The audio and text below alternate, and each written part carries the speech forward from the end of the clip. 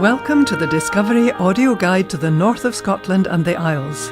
This is the 23rd title in a series covering Scotland and the north of England, of which more than 1 million tracks have been sold to date. Please visit our website for further details and downloads. All our audio guides are sponsored by and feature quality local businesses en route, so the very best places to eat, visit and stay have been hand-picked and selected for the listener's convenience. This title starts in Glencoe and travels north through Lochaber, Inverness-shire and Ross-shire to the counties of Caithness and Sutherland, visiting the Isle of Skye, the Western Isles and the Northern Isles on the way. In Glencoe village you will see a Celtic cross which was erected in memory of Macian, chief of the MacDonalds of Glencoe, who was murdered in the infamous massacre. On the 1st of February 1692, 120 troops arrived in Glencoe, and Highland hospitality dictated that the MacDonalds offer anyone, friend or foe, shelter, food and drink during their stay, and that is exactly what they did for 12 days. In the early hours of the 13th day, as a terrible blizzard hit the village, the troops attacked. Macian was shot in the back as he rose from his bed, and the carnage was indiscriminate, as men, women and children were all butchered. It was not the savagery and brutality of the massacre, nor the numbers killed that shocked the whole country, but the fact that it took place whilst under the unwritten law of Highland hospitality.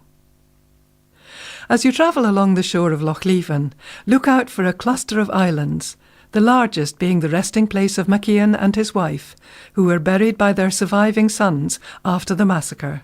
On the shore of the loch is a converted, whitewashed stone cottage that houses crafts and things. This has grown over the last 20 years into a first-class retail outlet, offering gifts, crafts, books, CDs, maps, clothing and accessories, alongside a 60-seater coffee shop. It also has ample free parking on site. This area was once famous for its slate quarry, whose blue slate was used to roof Inverary Castle and most of Edinburgh's new town. The old quarry workings are still visible. The Ballachulish Visitor Centre is a joint venture operation between the Tourist Board and the couple at the centre. Here you will find the full range of tourist information to hand, with helpful, local, knowledgeable staff. The Visitor Centre also has a tea room, an informative exhibition on Ballachulish slate and a wide range of tasteful gifts. A number of activities can be booked, and based here is Glencoe Photography, offering full and half-day safaris whilst teaching the art of landscape photography. We travel to Kinlochleven via the German Road, so named because prisoners of the Great War constructed it, which continues right around Loch Leven. Kinlochleven is famous for its aluminium smelter, built in 1904 and powered by the Blackwater Dam, which at the time of construction was the largest in Europe. As a result of the hydroelectric scheme, the town was the first in the Highlands to have electricity.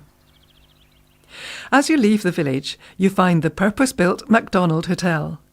From the lounge, bar and restaurant, you can enjoy the view over the head of the loch, looking down to the high peaks of Glencoe, while you sample the freshly prepared wholesome food.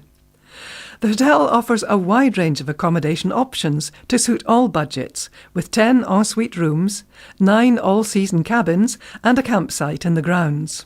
On the shores of the loch, set back from the road, is Loch Leven Seafood, which distributes from here the fine seafood, lobsters, mussels, prawns, all caught on the west coast, to Spain and throughout Europe. It seems an irony that the majority of arguably the world's finest seafood is enjoyed in such far-flung locations and not here. However, this conundrum has been set to rights with the Seafood Cafe. This well-known and respected award-winning restaurant serves the freshest seafood in wonderful surroundings overlooking Loch Leven. A wet fish counter and shop are also on site. You can even view the seafood in the seawater holding tanks and choose your own. From the sea to the plate in minutes with no food miles.